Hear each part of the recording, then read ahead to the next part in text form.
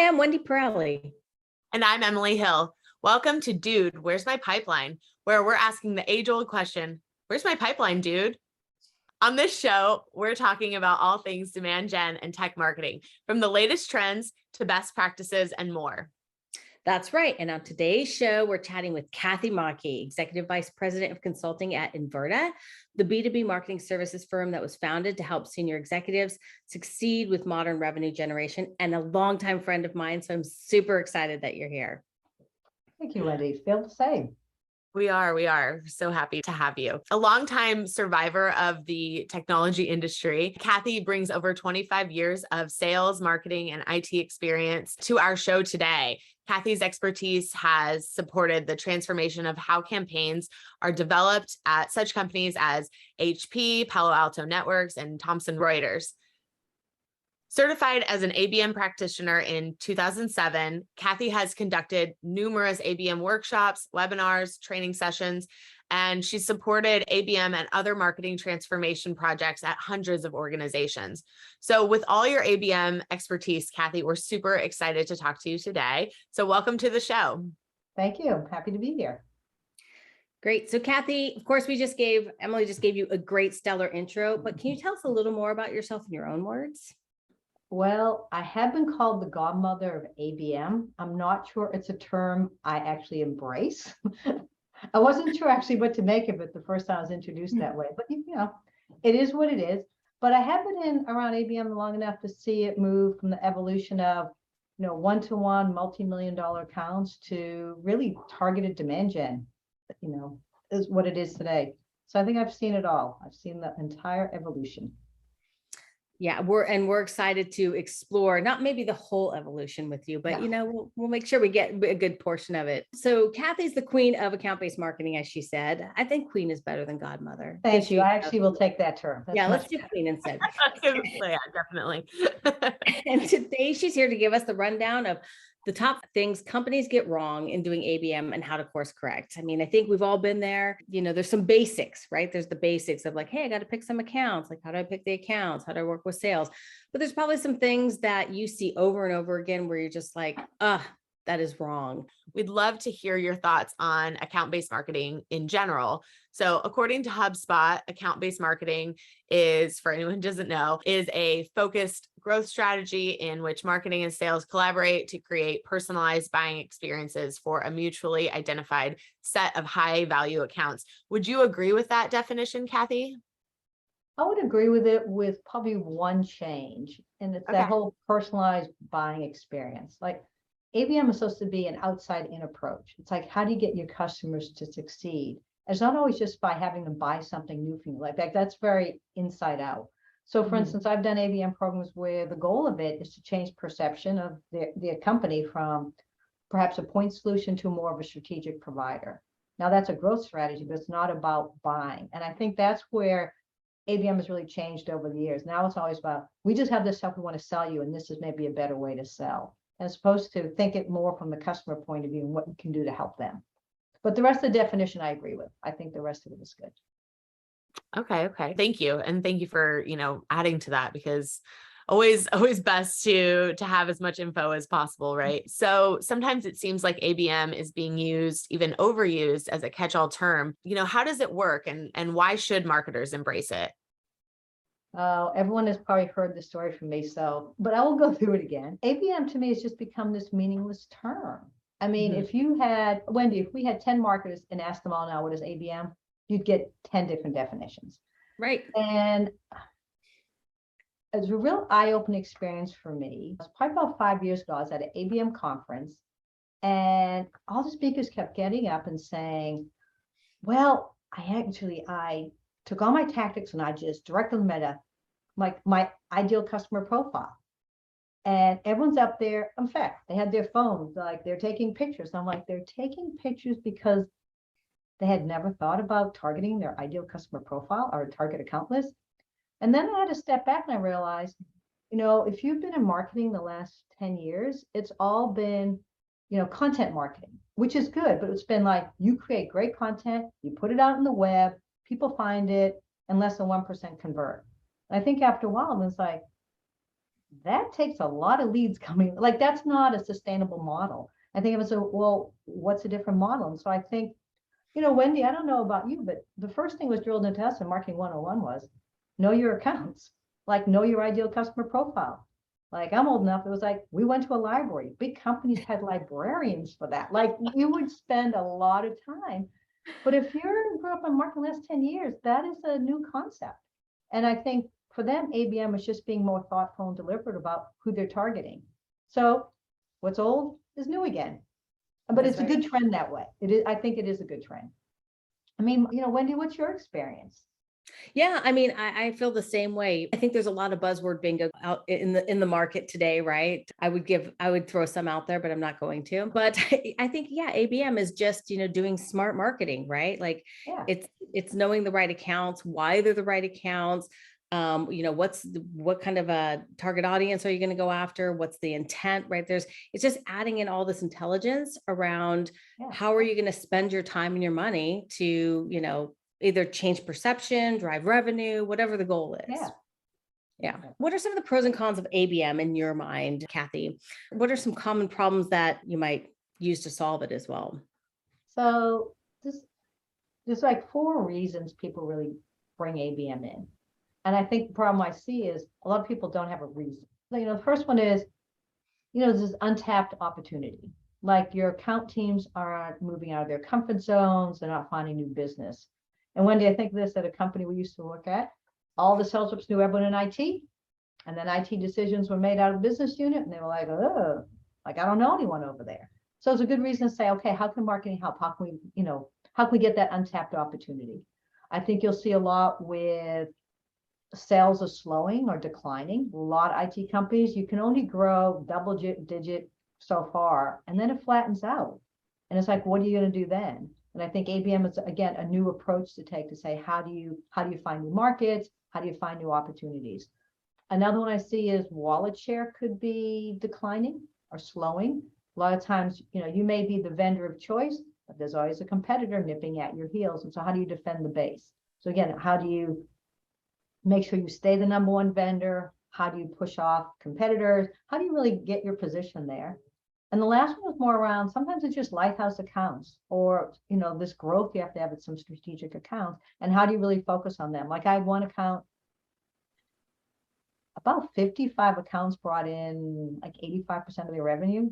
It's like, those teams, they already have a technical account manager. They have a customer support. I mean, like, they should have a marketer. Like, why are we marketing to them like we don't know who they are? And the other thing I see is you need to have a hypothesis of why you're doing ABM.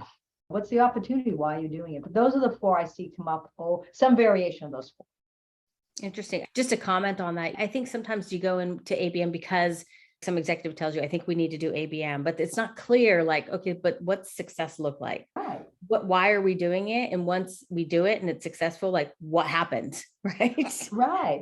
So, like, what we've started doing now with all our ABM, when people come to us want to do ABM, I have them do a charter first. And they're always like, oh, we just want to get started. I'm like, get sales, get marketing. Like, first, what's the opportunity? What's your hypothesis? Like, is your demand gen not working? If your demand gen is working, why?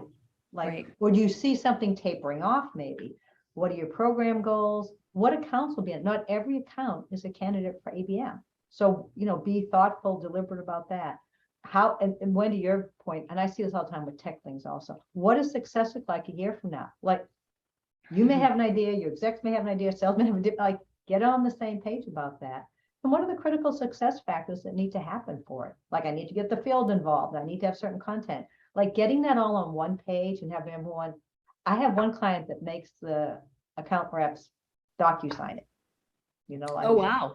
Yeah. Oh, wow. She's like, we go down it 6 months later, it's like somewhere else. So she's like, no, DocuSign. She's ended out, which I think is a bit extreme, but it's like, you have to have, there has to be a reason you're doing this, and being clear about it and what would success look like is making a huge difference down the road. Because otherwise, 6 months from now, I've seen, they'll come up with all new accounts suddenly. It's like, or, hey, we sold the pet food store suddenly. I think that's our new target market. I'm like, what? No. Oh my gosh. There's so many things that happen, but I'm sure you'll ask, like, what are all the other things I've seen? So I'll let you continue with questions.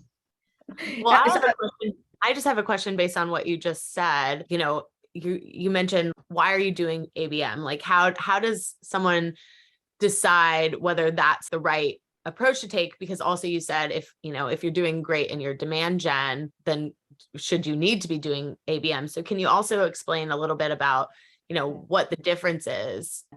So I think everyone needs to step back and say, where do I expect to get my revenue? And that's the part I see a lot of companies mix. Like they'll say, we want to do 50 million this year. Well, yeah, well, I want to do 100 million. Like what I take people through now is a continuum. Like X amount is probably always going to come from inbound. What percent do you expect to come from inbound? The next over is maybe your targeted demand gen. Like here's my 3,500 accounts or 5,000 accounts. This is my ICP I'm going to target. And I'm going to do X amount because I think X amount of revenue is going to come from that. And you may not have a price point. Then you may have like a ABM one-to-many, one-to-few, one-to-one, but you may not have a price point to support one-to-one. Like I have one account, they had like $1,700 million accounts. There's a one-to-one. Like that's an executive engagement. You're knowing the CIO, the CEO, something like that. But if you have a solution that costs $2,000, like that doesn't make any sense. So I think really being thoughtful and deliberate with sales about where do you expect to get your revenue and product marketing, and even the C-suite, like, is everyone on the same page about where we expect to get? Is it certain industries? Is it certain size companies? I guarantee you that most of them, they just give you a number. We need to grow 20% this year. It's like, how? What solutions? What markets? Wendy, you've worked at a few companies. What is your experience? Yeah, I was just going to comment that one of the companies I worked at, one of our challenges was, kind of going back to, setting the goals was also the accountability, right? So to your point, making sure that your sales leader is hand in hand with you, because absolutely, as soon as, like, the example that I had was we had gotten, like, I don't remember what it was, like the Red Sox or some baseball team, right? And they were like, oh, we should go after all of the baseball. I'm like, what? Go after all the baseball leagues across the nation? Like, no, I think there's, other types of companies that we want to focus on just because one bought it. And so it is really easy for you to get shiny object syndrome of like, hey, let's go chase that because that looks like it's going to work. You got to stay kind of re-anchored on like, okay, what does success look like? And really, what are we going to get out of this ABM or this one-to-one motion versus, the one-to-few or one-to-many, right? Or the just higher, I think of that as just really good demand gen, right? Right. Yeah. So, but I love your point about the price point, right? Because you're right. I mean, if you have a $2,000 product, that's probably a transactional thing, right? You're probably looking for high volume, low cost, as opposed to high touch, high cost. Right. And I hear the term used a lot. I have a lot of clients say, oh, I'm doing one-to-one. And what they're doing is sending out some gifts. Or like they're doing opportunity to support. And that's where I think the ABM term is just, it's meaningless. Like I can't tell me, oh, I do one-to-one. It's like I send a gift and I follow up and I do some ads. It's like, yeah. Oh. And so I think just being really clear. Now, one thing I bring up, it works in the US, it doesn't work outside the US. Like when you just talked about the target account list, like, oh, we just sold the Red Sox, let's do sports teams. Or I tell them when we put the target account list together and we all agree, here's who we're going after, here's why they're in the program, here's what we think the opportunity is. I say, this is like your healthcare plan. This is not going to change for a year. Doesn't matter, there's got to be a good reason, like there's been a reorg or they just bought from a competitor. But like whatever your sales cycle is, that's when you should relook at your list and say, does this still make sense? But it's like, it's not every 2 months. Let's change the list. One of the things you learn, ABM takes time. And if you're not going to give it the time, then just do your targeted demand gen. It's good. Yeah. It's probably working. Yeah. So change your healthcare plan in March because you got tonsillitis, So before we go on to the next question or the next points that I was going to make, you'd mentioned, some people do, they think of one-to-one ABM as essentially kind of customer marketing or maybe prospect marketing clouded as customer marketing, where it's like, I'm just going to send a bunch of gifts and hopefully somebody will like them. What is a good example of one-to-one ABM that you've seen that's been effective? A lot of it starts with research. Like that's the number one thing I'd say, like your whole goal on that is what I'll call a high value offer. So you're learning so much about that account that you can have innovative conversations with those stakeholders. Like you're bringing so much about that account, you're bringing something new to the table, and it lets you have richer and more strategic conversations and build relationships. Like I'm sure at some point we're going to talk about metrics, but I look at three things: reputation, relationships, and revenue.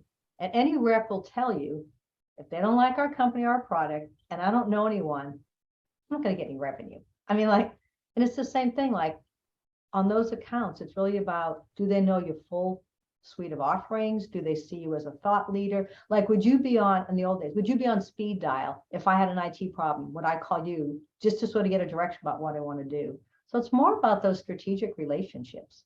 And do they trust you? Do they see you as you bring something to the table? And I will tell you, actually, because this was your original question, so sorry, let me come back around. One of the best ones I saw, there was a firm, they were trying to get into the pharmaceutical industry. And it was more like a one to few, and it was for prospects, but it was great what they did. They came out with they did a paper on, for the pharmaceuticals, they wanted to target pharmaceuticals. It was called Fire Your Sales Force.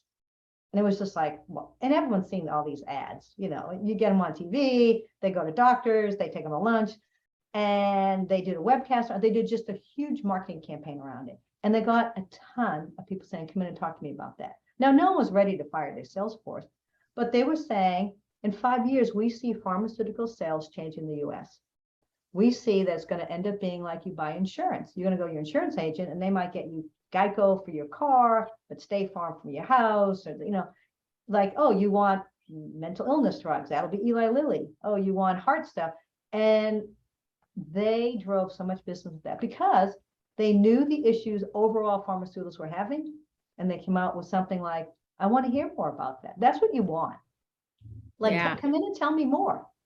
Yeah, that's a great example, actually. And, it makes you kind of change your thinking in that, account-based marketing isn't a gimmick, right? It isn't, right. Let me send you a tchotchke, or let me, send you 15 mailers about our upcoming user conference or whatever. It's really truly about adding intelligence to their business so that they wake up and are like, hey, these people actually know my business pretty well. Like, I need to have a conversation with them, which, it almost sounds like it requires, growth marketing and sales to work maybe really closely, like with, some sort of like product marketing or competitive intelligence or analyst group inside the company to build content that's really rich and targeted, as opposed to, again, I've got this white paper, it should apply, I'll change the word, so now it's for pharmaceutical, okay, send it out. It's much more strategic than that. That's great. I mean, you want people, I call it like before awareness, like that epiphany moment, like, oh, I hadn't thought about that. Come talk to me. I mean, that's to me an ideal ABM program. When someone says, that's interesting, I hadn't thought of that point of view. The most valuable thing is not a gift. Anyone you're sending a gift to can afford that gift. Like, let's be real. Oh God, I've never thought about buying wine or, getting a meal. I mean, there's reasons to do that. I don't want to discount. There's reasons to do that, but information for them, like having come in and talk to me about, I need to start really planning for, like, where is sales going to be in 5 years in pharmaceuticals? Or what are you bringing to the table? It's that innovative thinking. And that's what I call a high value offer. Like, can you go in and do an innovative session with them, or an envision session, or get them with their peers to discuss a topic of interest? Like, that to me is a high value offer. And it's all around information. Yeah. It's insights. Yeah. It's getting me thinking about this differently. It's not the silver bullet of an ad or a gift. Yeah, no, that makes a lot of sense. And just to play off your, getting peers talking with each other, obviously, because we're PeerSpot, we're all about like peers helping each other make decisions and, make smart decisions based on each other's experiences. So that totally makes sense that even at the executive level, I want to talk to other CISOs about, or other heads of sales, like, what are you guys seeing? How are you seeing this change? So that makes a ton of sense. So according to RollWorks, 87% of marketers say that ABM outperforms other marketing activities. And Forrester reports that 62% of marketers say that they can measure a positive impact since adopting ABM. So this kind of goes into the metrics conversation. So how do you measure the success of an ABM program, and what's a successful ROI look like? So I'll do summary, people. I'll tell you, if you have reps, your account sales leaders get up and say, I couldn't have done this without the ABM program. Like, yeah, you can have metrics, but that's the ideal thing. And we, at one account we worked with at the big conference, the sales lady came out and said, I couldn't get half, like we wouldn't be where we are in our number if it weren't for the ABM program. Yeah. But the other thing is, like I said, it does take time. I like to look at, like I said, the 3 R's: reputation, relationships, and revenue, and have short, mid, and long-term metrics, because it does sometimes take time. So it's the first thing, and it can be simple things like, if no one on your target account list has ever been to your website, they probably don't know who you are. So that could be ads. Okay, like that's the first step of like reputation. And it could be like, will they participate with you in things? Are they coming to your webinar? People do not go to your webinars or download your paper unless they think you're some credible source. So you can sort of work your way through that. And reputation at the end, like a long term, would be they're an advocate for us. Like you can come up with short, mid, and long-term metrics for all 3 of those. And at the end of the day, it does need to be around revenue, but it could be about higher win rates, longer customer value. Do they own more products? The more products they own, the stickier they're going to be. So there's not just revenue per se, like pipeline dollars. There's a lot of other revenue metrics that I think people just forget about. Yeah, those are almost kind of like a leading indicators of future revenue, right? It's the headlights to where you actually going to end up there. Is it easy to look at those metrics like in a like Salesforce or something like that? Do you have? No, unfortunately, no. So that's one of the challenges I think people have is, our systems aren't set up for it. The poor ops people, as you know, all the marketing automation systems are leads. Right. Excuse me. And Salesforce is accounts, and trying to get a holistic view. That's one of the challenges. People do ABM and don't have their ops team or systems or processes to give you account views. Because that is, and you also, like another challenge is your CFO may not be on board. They're like, MQLs is how I'm grading you. And if you're saying, oh, but I've got all this account stuff, there's just some disconnects I think have to get worked out first with your sales ops team, your rev ops team, your marketing ops team, and even your CFO. Of course, this is the Dude, Where's My Pipeline podcast. So we gotta talk about how does doing ABM fuel pipeline growth and generate new business? Well, I think it is just putting more time up front with coordinating with sales on who you're going to, like just a coordinated effort. Number one, you're going to see a lift there. It's supposed to marketing's marketing these people and sales is focused over here and not paying attention to what marketing's doing. So I'll go through, like to me, the sales part is huge. So the insights is huge. The sales part is huge, and making sure you have a different message in your standard message. Like those are the 3 things. You have insights that can drive like a good account list. Do you have a different message or at least a tailored message to that? And is sales on board? But I think there's different levels of sales collaboration alignment. So to me, alignment is when it's like, here's an MQL and you have to call them within 48 hours, or, you get dinged on our reports. And that's still like you're just throwing things over the fence. Now it's more coordinated, which is great. And that took us a long way. But I think the first is like a philosophical, like, does sales really believe in ABM? Or is it just like, hey, knock yourselves off. And if you find something, let me know, like, do they really believe in ABM, this account-based approach? And are they willing to work differently with marketing than they have in the past? So that's sort of philosophical. Next to operational, are they agreeing to a target account list they're going to stick with? And are they going to agree to plan and meet with you about this ABM program? That's not, again, like, you go do it and, next quarter, let me know what came out. Like, there's collaboration each month. Hey, we ran these ads. We're seeing this come in. Like, what are you saying? It's just back and forth. And third is, do you have shared metrics and shared goals? Like, what are those business outcomes? If you get all 3, your ABM program is going to do fine. But when you're missing some of them, that's where they start to go a little wonky. It's if we build it, they will come. No, they're not. Yeah. We've seen the movie. It doesn't happen.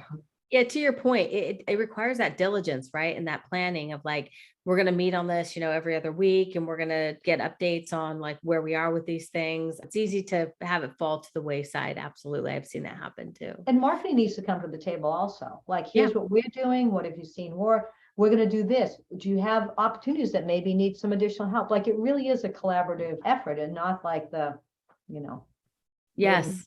yeah. Mm-hmm. Yeah, no, for sure. Okay. So now the $1 million question. Are you ready? So now that you've set the stage, you've told us what ABM is, we've talked about the metrics. What are the top things that companies do wrong when they do ABM, and what should they do to correct it? Okay. So some would probably be a repeat, a hypothesis of why you're doing this. Like you need to get everyone on board, not having sales involved. I see that a lot. Like the whole, we'll build it. Once they see this, they're going to love it. Well, you're doing targeted demand gen, which is probably better, and you start to build confidence, but it's not really ABM yet. Doing the same old things to just like, I'm just getting a target account list now. Like Right. nothing else has changed, but now I'm just going to do it to these folks. I think thinking that whole silver bullet, like if I just had ads or if I just had a better gift, like sort of changing that mindset. But I'd say the last one is give it time. I've seen too many people like, well, we did that for like 2 months and nothing happened. Yeah.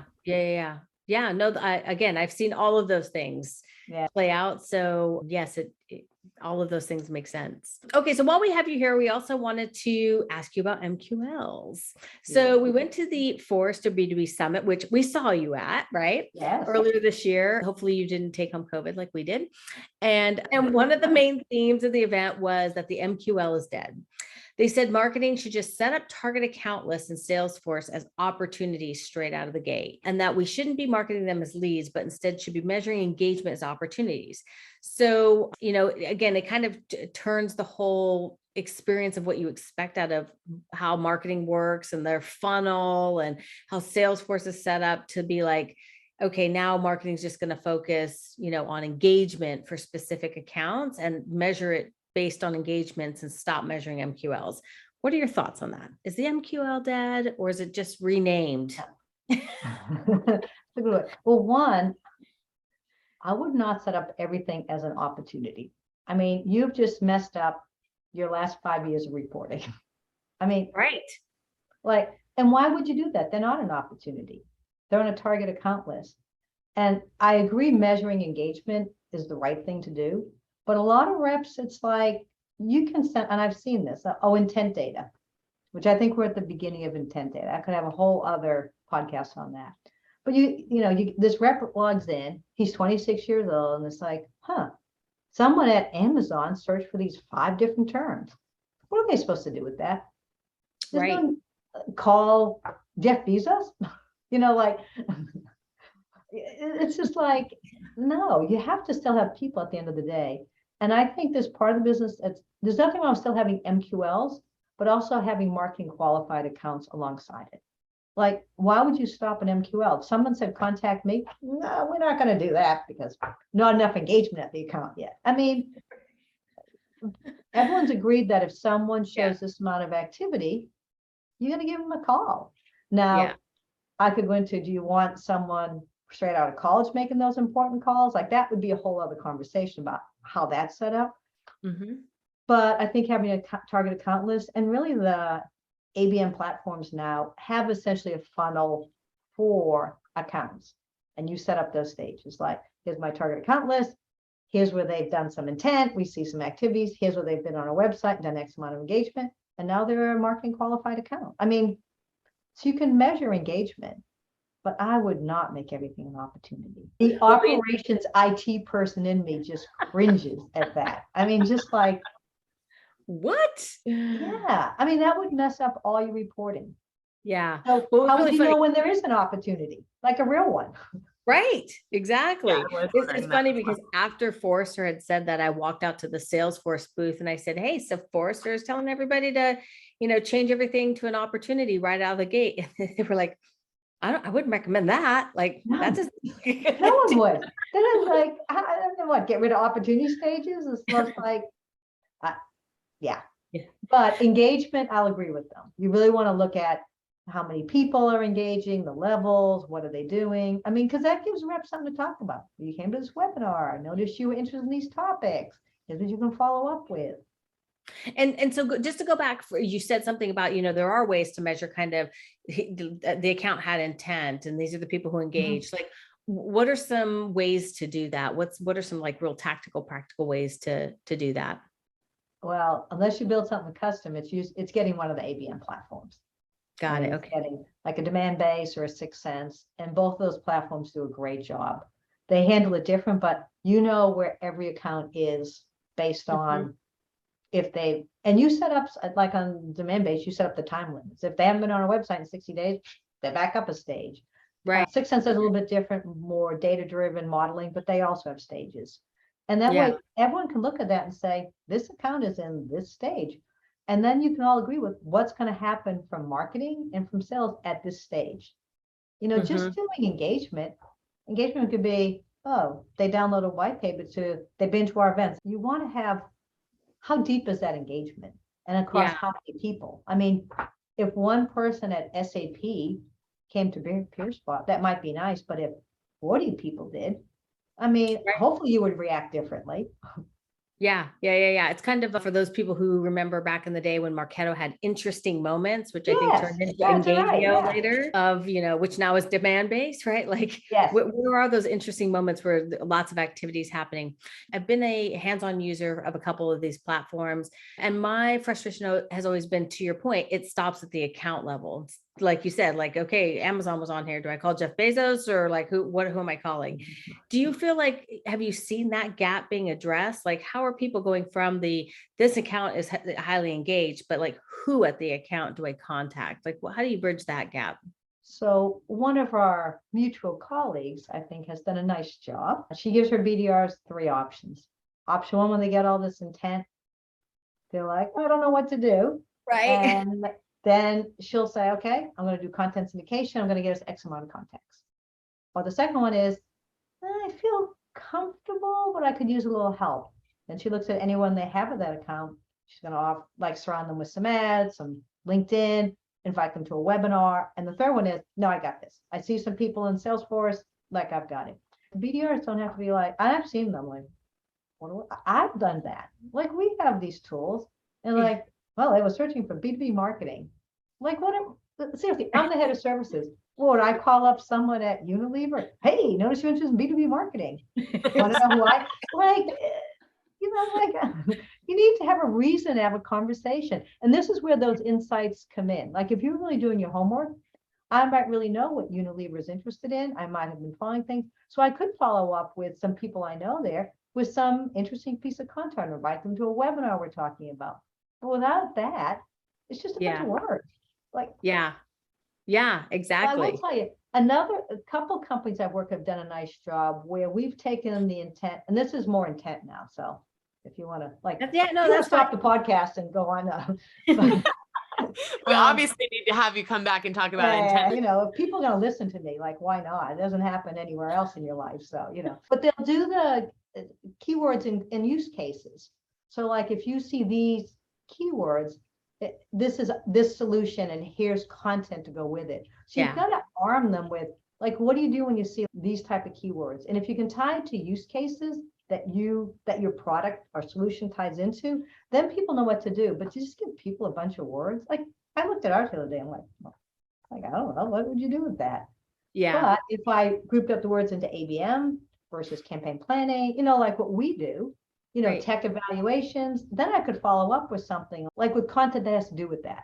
Yeah, absolutely. I think that's one of the last uncharted territories, is combining the right content to the right account to the right contact in the account. To your point, there's some systems out there that'll let you connect, like they engaged with stuff about campaign planning at Home Depot or whatever, but who at Home Depot engaged with it? Like, who should I respond back to? And there's that kind of trifecta of how do you get all those pieces together? And, you know, I think the ABM platforms they've got some of it. I don't know if anybody's got all of it yet. They're all trying to get to that point. A lot of it has to do with privacy also. Exactly. So there's some privacy issues around there. There was a solution a number of years ago, and I loved it, and they were building it, and then it was before its time. But what they did is they looked at all your past opportunities, and they looked at the emails and calendars, because, you know, reps are never going to put anything in sales. And I wouldn't either if I was a rep. I'm not. But they would look and say, for this opportunity, how many meetings did you have to have with these many people? How many people were engaged? And they did it from looking at their calendar invites, who was on it. So then when an opportunity would come in and you'd say, yeah, I think this is about to close, the manager could say, I see you engaging with 3 people, and we know there's 5 to really get an opportunity to close. And you haven't, and then you marketing at something like, hey, we don't know the head of demand gen. Go find that name. But it was in the infancy. It had such promise, and they ran out of funding. It was sold, and it went to some big company to die. Oh, that's. I know. I was like, oh, if I had $1 zillion, I would have bought them. And 40 more years of my life to build it out. But but I think you'll start to get there with stuff. I mean, I think it's just what I think, like, to me, intent is the beginning of it in these ABM platforms. And soon what you'll have is just buyer and account intelligence. And how do you pull that together to get a real good view of what the company's interested in?